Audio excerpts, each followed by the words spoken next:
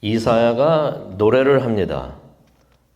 근데 이 노래를 보면서 참 아쉬운 것이, 가사는 있는데 멜로디가 없어요. 멜로디를 들을 수가 없습니다. 그래서 이 노래를 우리가 듣지는 못하고 보기만 할 수가 있으니 아쉽다라는 생각이 듭니다. 그러면서 그런 생각이 들었어요. 천국에 가면은 이사야에게 그때 그 불렀던 그 노래, 이사야서 5장 노래했는데 그 노래 좀 부탁해도 되겠습니까? 라고 생각을 해봤습니다. 그런데 그런 생각이 듭니다. 이사야가 부른 이 노래는 기뻐서 즐거워서 불렀던 노래가 아닙니다. 이사야가 설교를 했는데 사람들이 듣지를 않아요. 그래가지고 이사야가 대신 노래를 한 것입니다. 그래서 이사야서 5장을 보게 되면은 탄식이 들어가 있고 심판을 담고 있습니다. 그러면서 그런 생각이 들었어요. 이사야 보고 이 노래 좀 부탁을, 천국에 가면 만나면은 이 노래 좀 부탁을 해야겠다 생각이 됐는데, 천국은 전부 다 기뻐가지고 즐거워하고 막 그러고 있는데 괜히 이 노래를 부탁해가지고 이거 분위기 망치겠구나 하는 생각이 그렇게 들기도 합니다. 이 노래 이사야서 특별히 5장 1절부터 7절에 나오는 노래가 되겠는데 이스라엘 민족에 대한 노래가 됩니다. 하나님께서 많은 일들을 그의 백성들을 위해서 하셨어요. 그런데 하나님의 백성들은 하나님의 말씀을 거역을 하고 많은 죄를 짓습니다.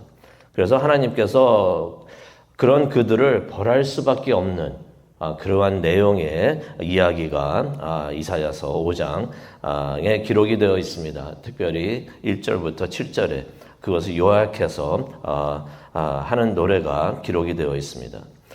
말씀 내용을 한번 보도록 하겠는데요. 이사야가 1절에 이런 말을 합니다. 내가 사랑하는 이에 대해 노래를 하겠다라고 말을 합니다. 이사야가 말하고 있는 그 사랑하는 사람, 이 사랑하는 그분은 이제 하나님을 뜻합니다. 그래서 이 노래는 이사야가 부르면서 하나님의 포도원에 대한 노래가 되는 것입니다. 그가 기름진 언덕, 1절을 보게 되면 기름진 언덕이 나오는데 기름진 언덕이라는 것은 식물이 자라기에 참 좋은 땅을 말합니다. 기름진 언덕에 포도원을 가지고 있었다라는 그러한 노래 가사로 1절을 시작을 합니다. 하나님께서 포도원을 가지고 계셨다는 얘기죠. 근데 이것이 이 비유가 나중에 예수님께서도 이 비유를 사용을 하십니다. 그게 마태복음 21장 33절부터 이제 46절에 나오는데 하나님께서 포도원을 가지고 계시는 이야기가 나오는 것이에요.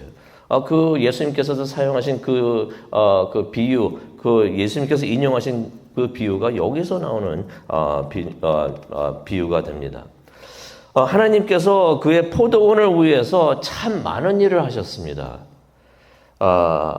그가 하실 수 있는 모든 일들은 다 하신 것이에요.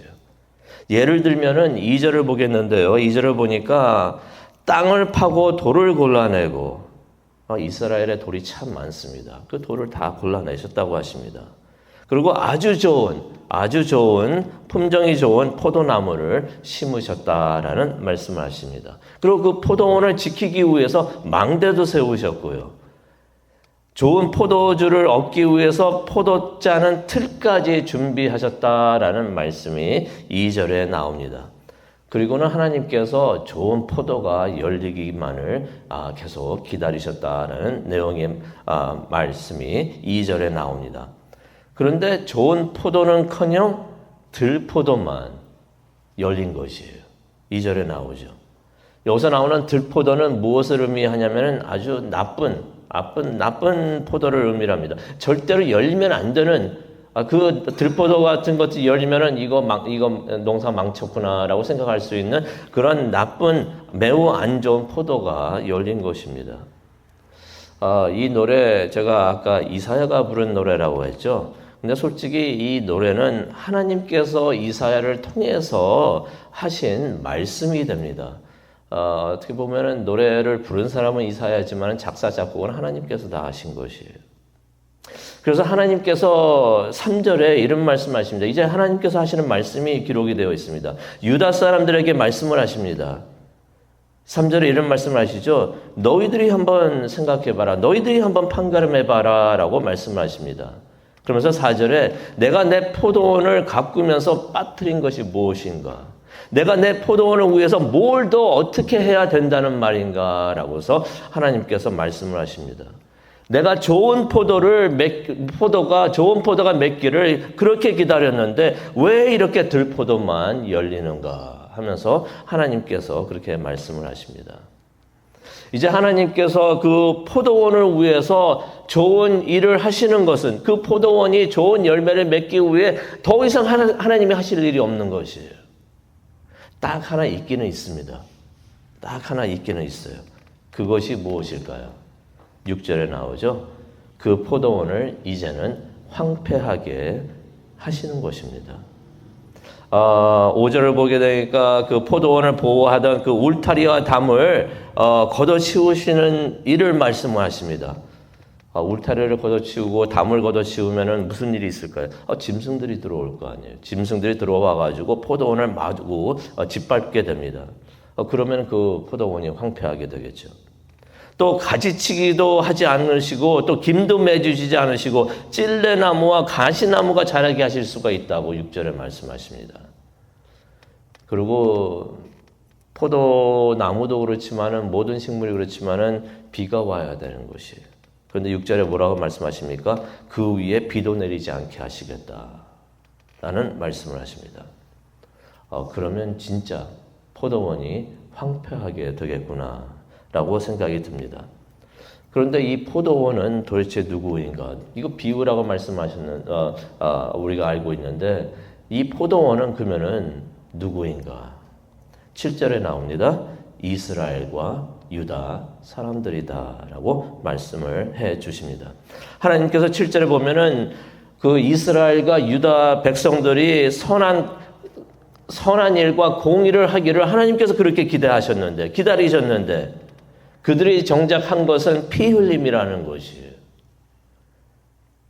그리고 그들에게 희생된 사람들의 울부짖음만 하나님의 귀에 들려왔다는 것입니다. 그렇다면 생각을 한번 해보기를 원합니다. 그 이스라엘과 유다 사람들이 잘못한 것들, 그거를 이 비유에서 들포도라고 표현을 하고 있는데 그들이 맺은 그 들포도는 과연 무엇인가?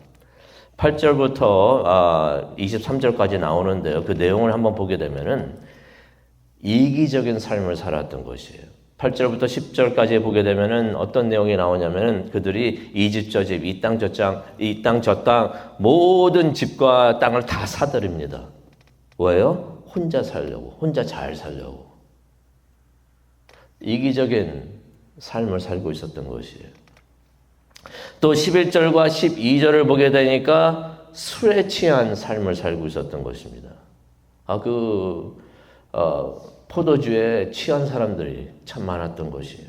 아침 일찍 일어나서 독한 술을 마십니다.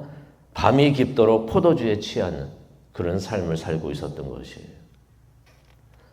또한 타락한 삶을 삶으로써 큰 재앙들을 만납니다. 13절부터 17절에 나오는 내용이 되겠는데 포로로 잡혀갑니다. 굶주리고 목이 탑니다. 많은 사람들이 죽습니다. 또 수치를 당하는 일을 당합니다. 그러면서 그들이 하나님을 의심합니다. 또 하나님을 조롱을 합니다. 18절과 19절에 나오는 내용이 되겠는데요. 어떻게 하나님을 의심하고 조롱을 하는가? 하나님이 하고자 하는 일 빨리 하시라고 해. 그러면 우리가 한번 봅시다. 하나님 무슨 일을 하는가 한번 봅시다. 그런 말을 하면서 하나님을 의심하고 하나님을 조롱을 했다는 것이에요. 20절 뭐라고 말씀하십니까? 악한 것을 선하다 라고서 말을 하고 그렇게 생각들을 했다는 것이에요. 무슨 말입니까? 죄를 더 이상 이게 죄라고 말하지 않았다는 것이에요. 스스로 교만해집니다. 21절에 나오는 말씀이 되겠습니다. 스스로 지혜롭다 말하고 스스로 슬기롭다 그렇게 생각하고 말을 했다는 것이에요. 그리고 22절부터 23절에 나오는데 뇌물을 그렇게 좋아합니다. 뇌물을 좋아해가지고 돈만 받으면은 그냥 뭐 다 해요. 죄인에게 무죄를 선고를 하고요. 무고한 사람들은 또 변호도 해주지 않습니다. 돈만 받으면. 그런 사람들을 그런 삶을 살고 있었다는 것입니다. 이스라엘과 유다 사람들이 맺은 들포도가 바로 이것들이었다는 것이에요. 그럼 그들에게 주어진 결과는 무엇이겠는가? 25절에 나오죠. 하나님께서 진노하십니다. 하나님께서는 죄를 좋아하지 않으세요. 미워하십니다. 그래서 하나님께서 진노하십니다. 여기서 어떻게 표현하고 있습니까? 하나님께서 손을 들어가지고 그들을 치신다라는 말씀이 나옵니다. 그런데 25절을 보게 되니까 하나님께서 손을 들어가지고 그들을 치시는데 그 손을 내리지를 않으십니다. 무슨 말입니까? 계속해서 그러신다는 것이에요. 그러면서 26절을 보게 되니까 하나님께서 먼 곳에 있는 민족들을 부르십니다. 그들은 전쟁을 위하여 잘 준비된 사람이라고 27절에 설명을 해주고 있습니다. 28절을 보니까 그들의 화살은 날카롭고 그들의 활은 이미 당겨졌어요. 그리고 29절을 보니까 그들은 암사자처럼 고함을 지르고 있습니다. 30절이 되겠죠. 그날에 그 땅을 바라보면은 그곳에는 어둠과 고난만 있을 것이다 라는 말씀이 있습니다. 빛은 있긴 있는데 빛조차도 구름에 가려서 어두워질 것이다 라는 말씀을 30절에 기록이 되어 있는 것입니다. 이 말씀 기억하면서 우리가 기도하는 시간을 갖기를 원하는데요.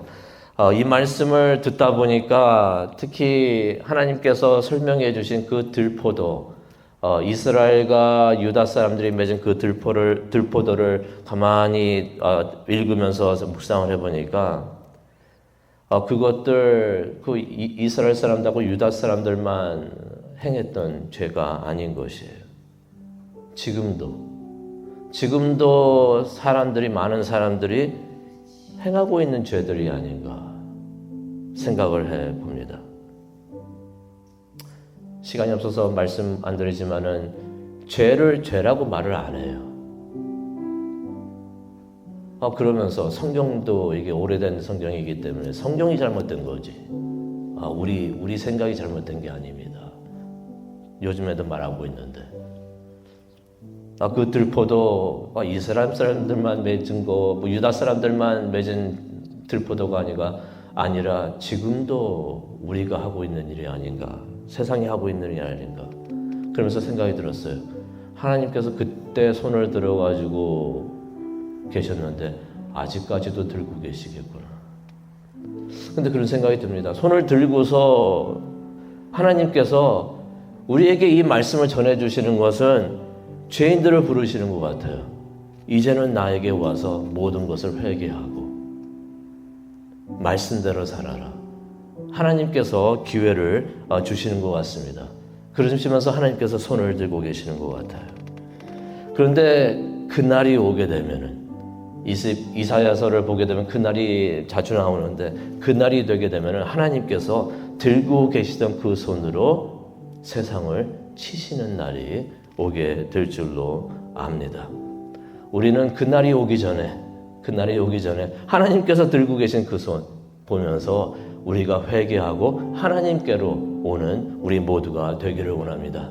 그래서 들포도 맺는 것이 아니라 좋은 포도, 하나님께서 원하시는 그 포도를 맺는 우리 모두가 되고 우리 가정이 되고 또 우리 교회가 되기를 간절히 축복합니다. 기도하시겠습니다. 하나님 감사합니다. 이사야서 5장을 통하여 다시 한번 하나님의 말씀을, 하나님의 뜻을, 하나님의 생각을 다시 한번 들여다볼 수 있게 해주시니 정말로 감사합니다. 이사야를 통하여 하나님께서 부르신 그 노래, 하나님 우리가 듣고 죄인을 찾으실 때 우리가 응답하고 하나님 앞에 나갈 수 있는 우리 모두가 되게 하여 주시옵소서. 겸손함을 주시고 잘못한 게 무엇인가 깨닫고 하나님 앞에 나와서 내가 죄인입니다 라고 고백을 하면서 하나님 앞에서 머리를 숙일 수 있는 우리 모두가 되게 하여 주시옵소서. 기도하기를 원합니다. 성령님께서 오셔서 우리의 기도를 인도하여 주시옵소서. 감사합니다. 예수님의 이름으로 기도합니다.